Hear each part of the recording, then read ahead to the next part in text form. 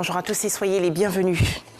En Côte d'Ivoire, le portrait du défunt Premier ministre Ahmed Bakayoko posé dans la galerie de la primature. Le chef du gouvernement, Patrick Hachi, a procédé aujourd'hui à la pose du portrait de son prédécesseur dans l'espace photo réservé aux anciens premiers ministres. Objectif, rendre un grand hommage pour le travail abattu par le Premier ministre défunt Ahmed Bakayoko. Toujours en Côte d'Ivoire, la cérémonie des obsèques du 7e jour de Cheikh Aïma Traoré Mamadou, guide suprême de la communauté musulmane. La cérémonie s'est déroulée à la grande mosquée de la Riviera Golf dans la commune de Cocody en présence des membres du gouvernement et des responsables de partis politiques. Les précisions dans le journal de 13h.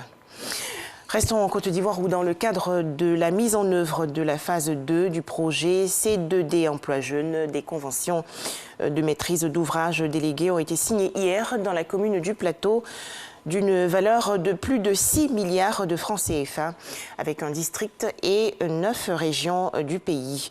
Ces accords visent à améliorer l'employabilité de 10 400 jeunes femmes et hommes âgés de 18 à 40 ans dans les localités bénéficiaires. Les explications détaillées de Franck Quadio. Une signature de convention pour contribuer à l'accès des jeunes à l'emploi dans nos régions.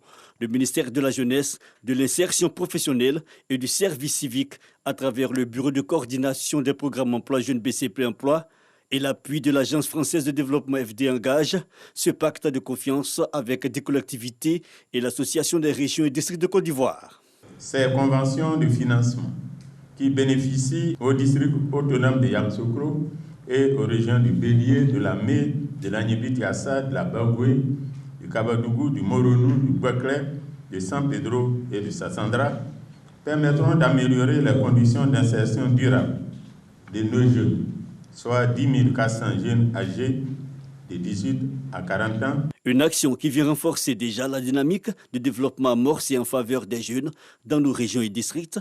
C'est le sens même de ce soutien de la France rappelé par l'ambassadeur Jean-Christophe Béliard. Un soutien qui obéit aux enjeux de transfert de ressources, comme le souligne Mamadou Touré, ministre de la Promotion de la Jeunesse. Cette cérémonie de signature de convention de maîtrise d'ouvrage déléguée aux collectivités territoriales qui s'inscrit dans le cadre de la mise en œuvre du contrat de désendettement et de développement dénommé C2D Défi Jeunes 2, traduit la volonté du gouvernement d'accompagner cet engagement par le transfert des ressources qui demeure l'épineuse question de la pérennisation et de la réussite de la politique de décentralisation, y compris en matière d'emploi.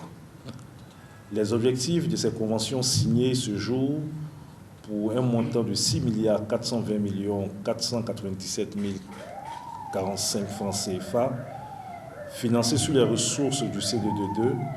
10 000 jeunes inscrits dans les activités génératrices de revenus et 400 autres pour les micro et petites entreprises, portant le tout à 10 400 jeunes. Rappelons que l'initiative C2D en matière d'accès à l'emploi des jeunes est liée à 2 conventions dont la première date de 2013.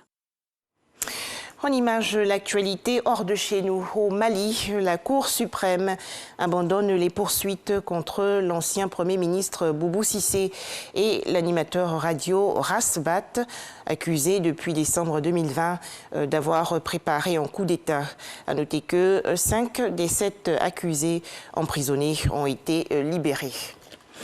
Direction le Tchad, le président Idriss Déby Itno a été réélu avec 79,32% des voix selon des résultats officiels provisoires publiés hier.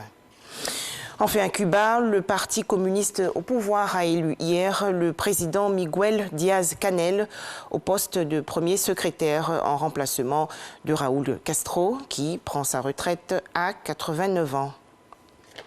Voilà, merci de nous avoir suivis à 13h, le journal.